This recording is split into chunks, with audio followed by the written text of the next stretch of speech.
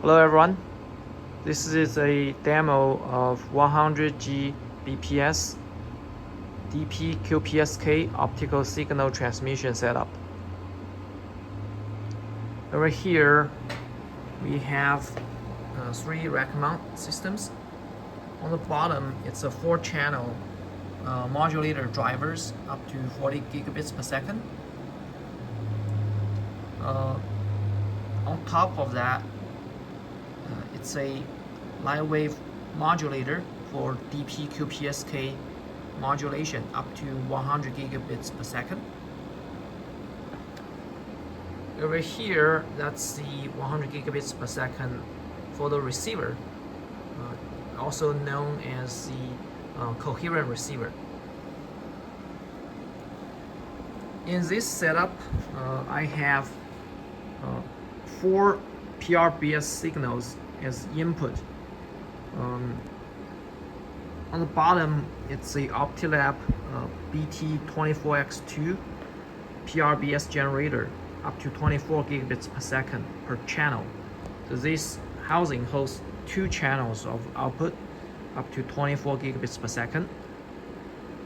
On top of this benchtop is a PCB, the same PCB used as the one inside this benchtop.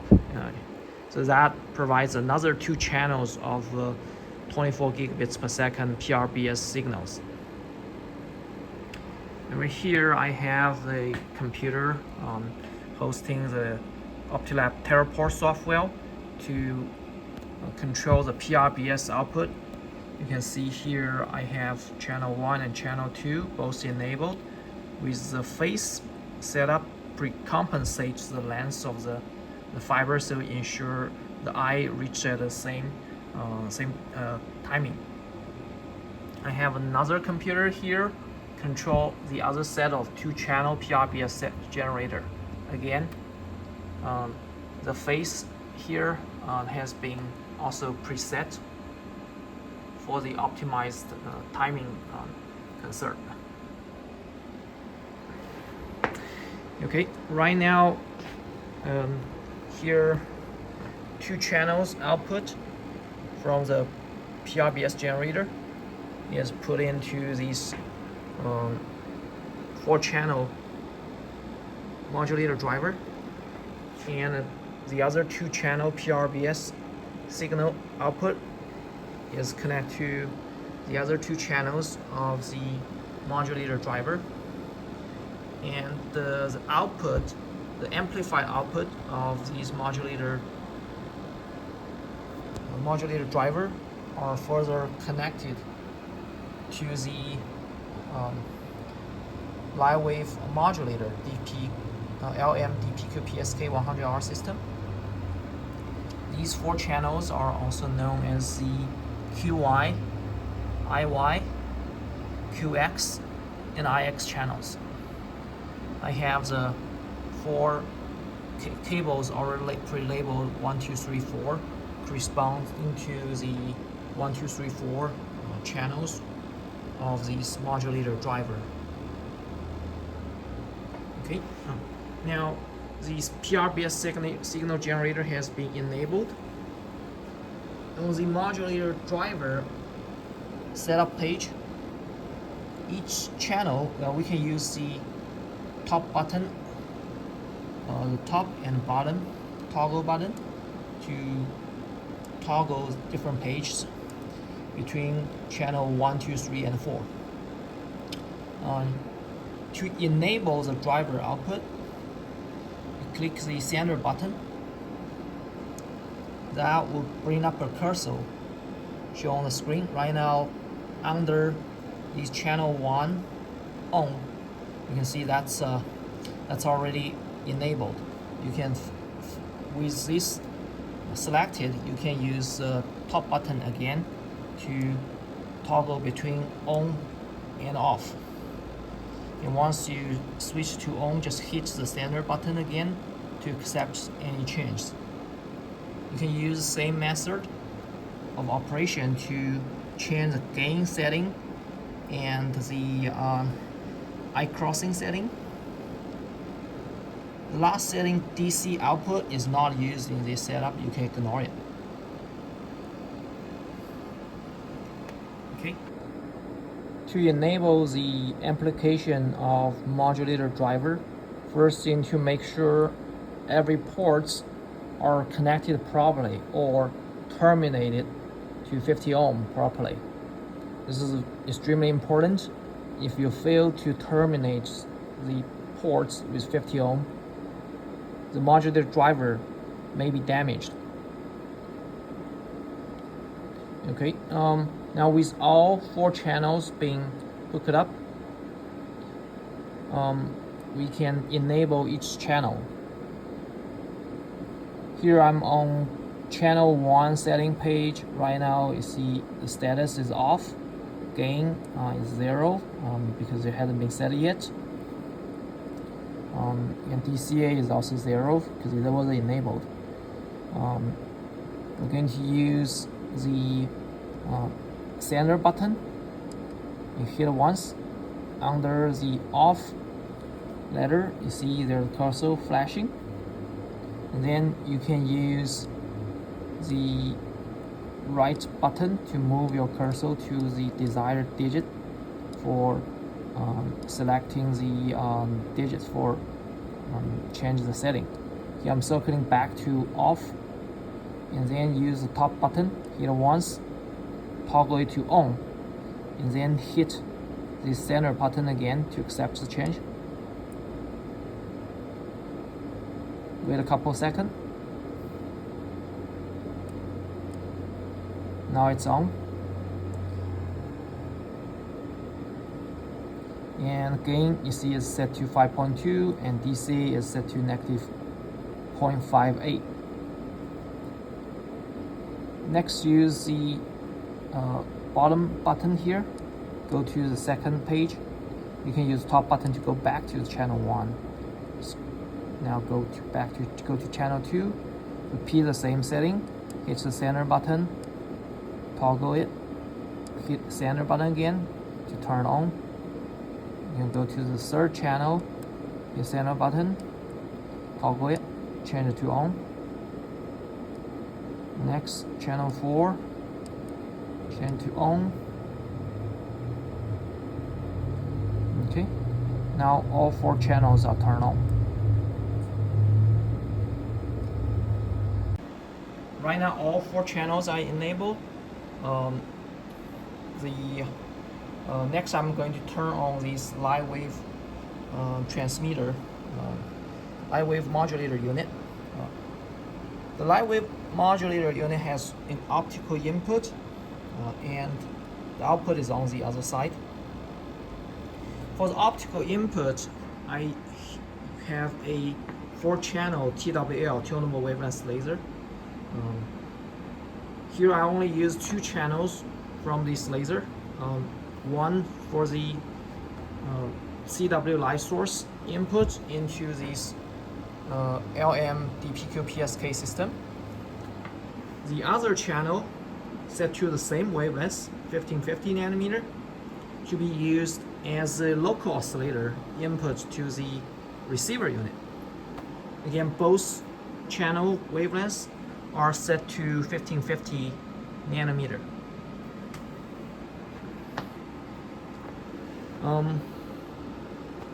Here I'm going to enable this laser. Channel 2 is the light source for the light wave modulator. I'm going to toggle it down.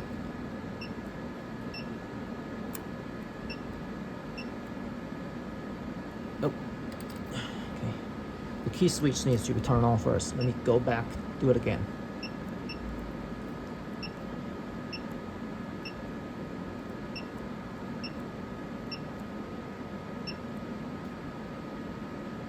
Okay. Now on channel 2, you see the power is ramping up. Right now I set it to 16 dBm optical output.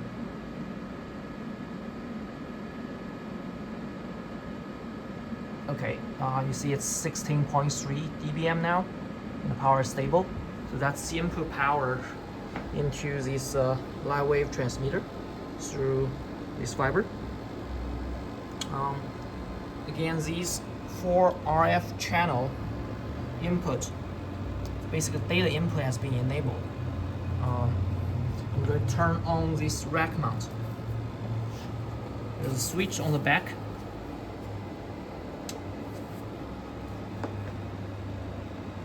Okay, the output of this rack mount is connected to a photo receiver here for eye diagram testing on this LM unit. I have another OptiLab PD module hooked up to this oscilloscope. Right now, as you can see, that's the output eye. Basically, if you see this kind of shape, that means the polarity setting in the automatic bias controller is reversed. So the correct setting would be the negative for both X and Y. Each arm needs to be changed to negative. So first I'm going to use the toggle button, go to the last page where it says bias reset. I'm going to hit the center button again to bring up the cursor, toggle it a little bit, and then just hit the center button again to initiate the reset. You can see the reset has been command has been entered, and the right now optical signal is jumping all over the places, trying to reset itself. Once it resets, you see it go back to where it was, and then we can go back to here in the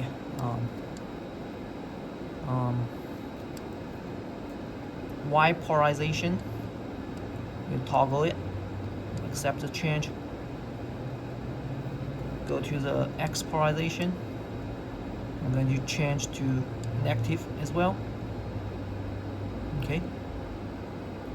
And meanwhile, just watch our screen, make sure it does accept the change. If you don't see change, go back here. Just toggle it again. Hit the accept. Let it toggle through different polarization setting. You may need to do this back and forth a few times to make sure the system finds the correct polarity setting on the bias controller.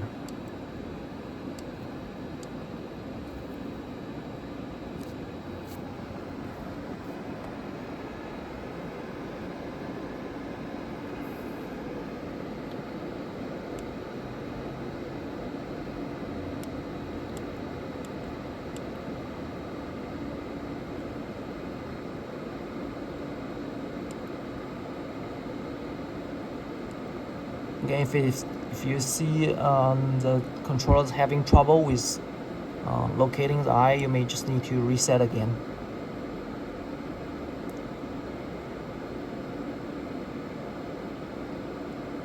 And then go back to the polarization setup page.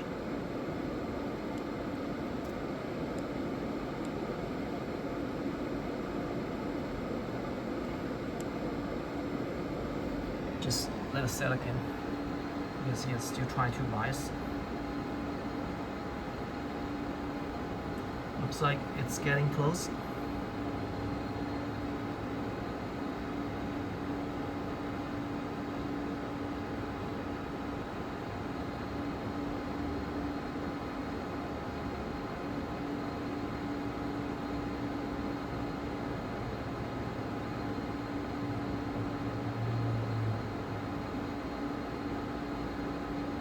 This process may take a few minutes.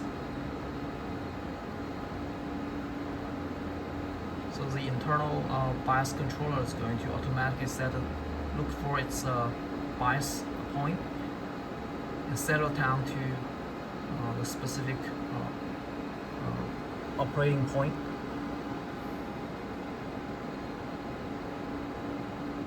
Okay, now after a couple times reset, the bias is finally stabilized. Here's the DP-QPSK transmitter output eye diagram. Right now we're in oscilloscope mode. I'm going to switch to the eye mask mode. You can see the eye shows a 4 level, 1, 2, 3, 4, 4 level eye here. That's the basically it's a DP dual polarization eye with 2 QPSK signals overlapping each other. Okay. Now let me switch back to the oscilloscope mode. Next, I'm going to put this optical signal into the receiver, the coherent receiver.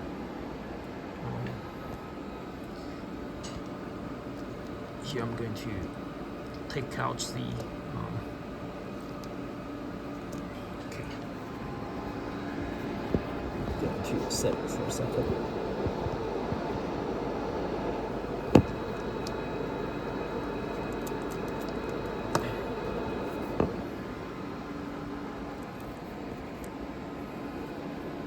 Okay. I'm going to put a signal into a this is a VOA variable optical adjustment optical attenuator, and also this module integrates a polarization controller.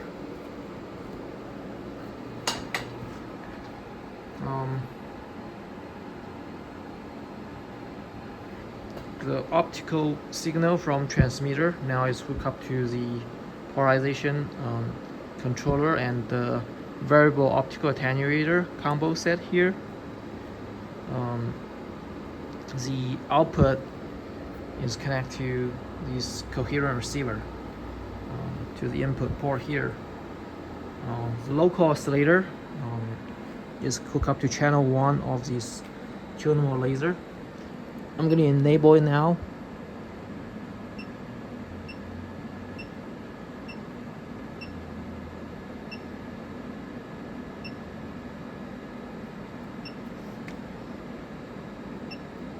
Again, this channel 1 is set to exact same wavelengths as channel 2.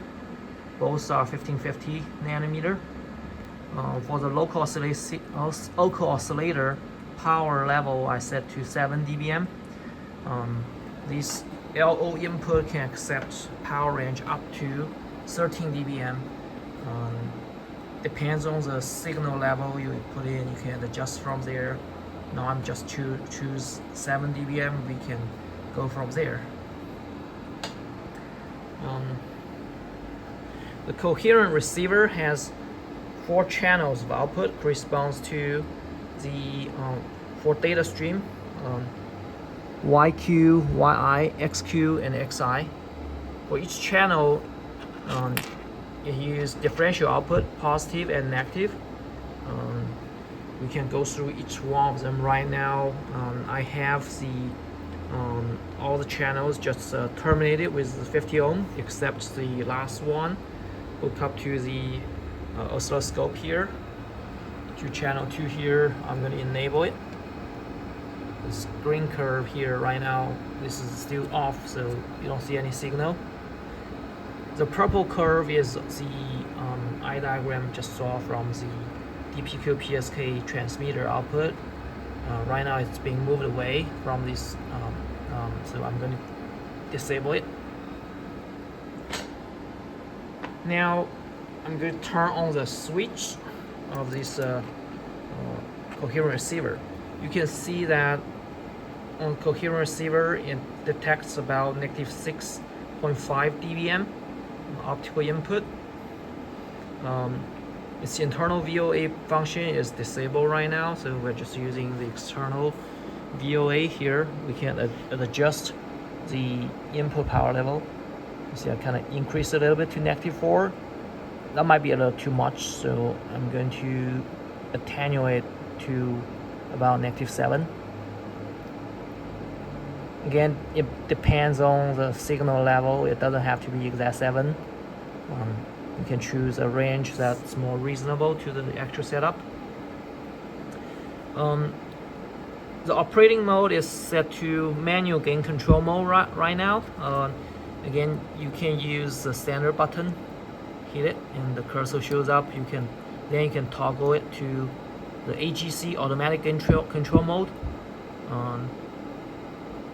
For now, I'm just going to use the MGC mode, so I'm going to hit again, switch back to MGC, the standard button to accept the setting. In MGC mode, I'm going to set to the next page. This is actually page OA for output amplitude in AGC mode. We are in MGC mode. I'm going to next page. This is the gain adjustment setting, GA. You can adjust the gain adjustment setting for each 4 channel corresponds to the output here. The range is up to 3 volts. I just have a signal right now set in the middle, about 2 volts. Again, you can adjust the setting based on the signal output level.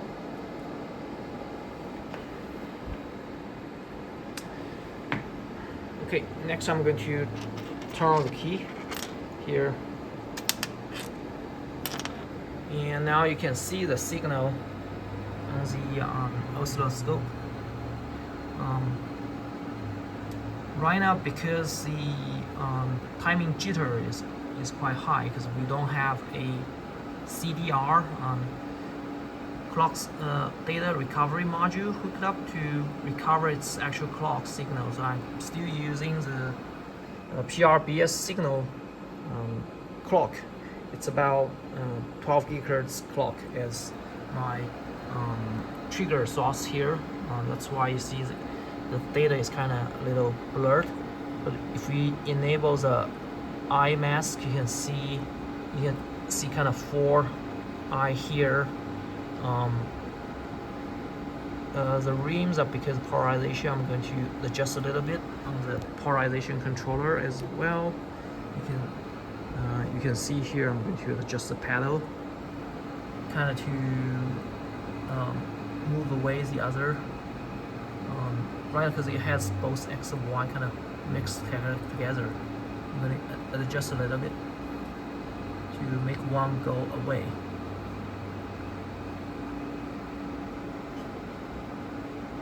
Right now this is actually probably at a worse position. If I enable it, you can see 2 eyes kind of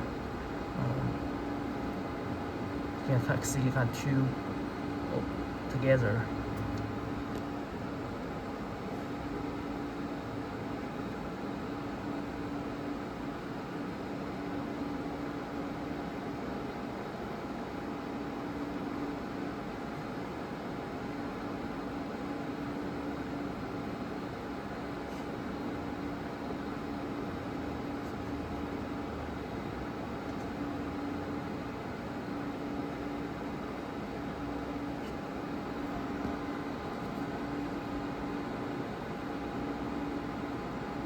Okay, so as you can see, this is the eye here. Okay, let me switch back to oscilloscope mode. Next, I'm going to adjust setting here for the gain control, because I'm on channel number 4, the XI channel.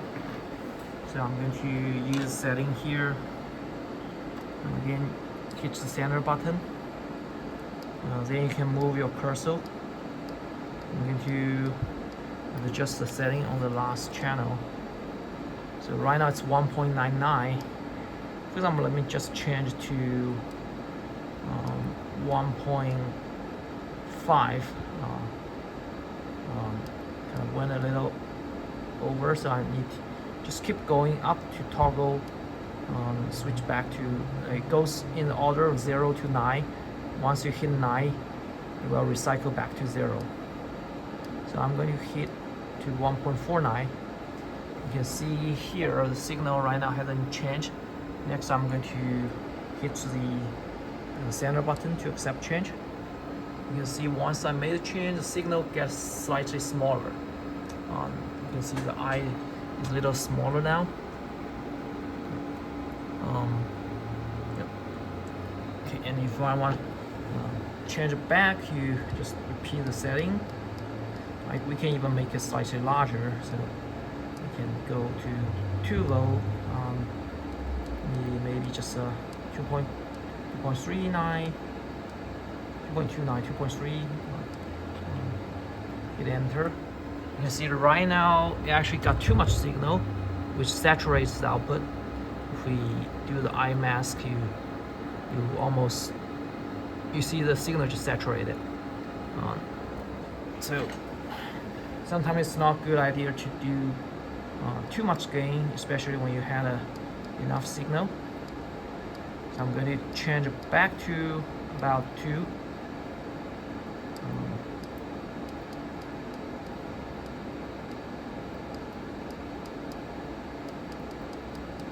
Again, if you went over a certain digit, just keep going. Let's circle it back. Okay, now it's set to 2, and here's the signal. Good. You can see probably the polarization changed a little bit again. And finally, all these polarization things can be compensated in the DSP, which has a complicated algorithm to adjust the settings, so you know where the corresponding point should set in the constellation diagram. But here I'm just manually doing this with the polarization controller. Alrighty. Alright, so a few key points to operate the system. First of all, it's very important to keep your input signal aligned in the time domain. To do so, you want to make sure your optical signal input into the light wave modulator is aligned in time domain. You can use your oscilloscope to check the output eye from here, right on this cable. Hook up to the oscilloscope. You can use the grid to align the eye, make sure your eye opening or align with opening, your cross point align with cross point for every of them. And it's very important to keep in mind, do not hot clock any of these RF signal. You need to turn off the signal, turn off the rack mount before you make any connection or disconnect them.